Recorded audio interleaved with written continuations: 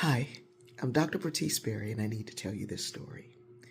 Several years back, several times, we would go drive over to Plains, Georgia to go to Sunday school with President Jimmy Carter. Jimmy Carter means a lot to a lot of folks my age. For a lot of us, he was the first president we voted for who won.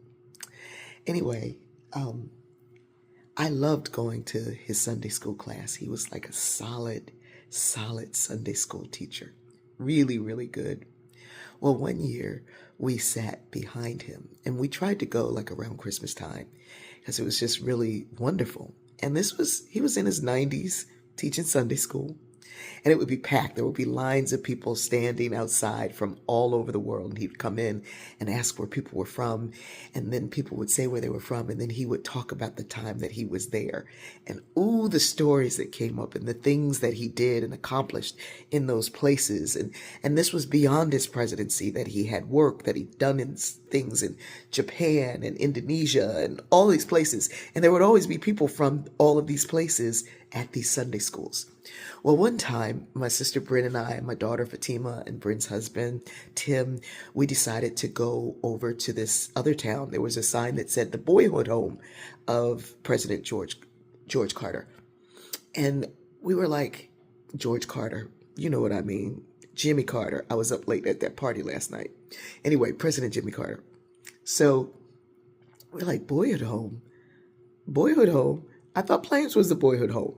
So we go over to Archery and we see this plaque and we see his home, and it's a national park, so you can go in, you can see it.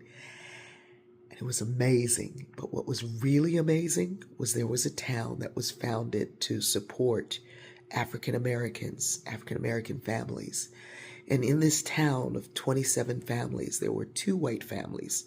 President Jimmy Carter's family was one of them. And the rest, there was one other family, and the other 25 families were all black.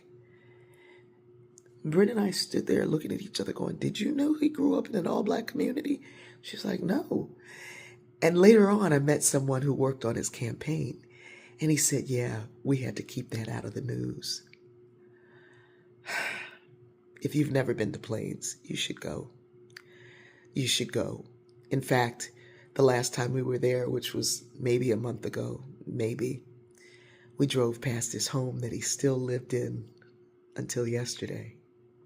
It is an amazing thing to have lived at a time when someone that amazing was living.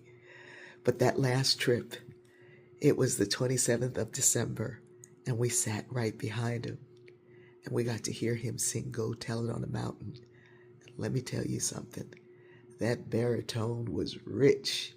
Go tell it on the mountain.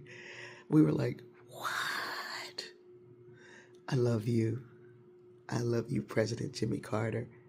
Rest in peace and power and black world with your precious Rosalind. I love you.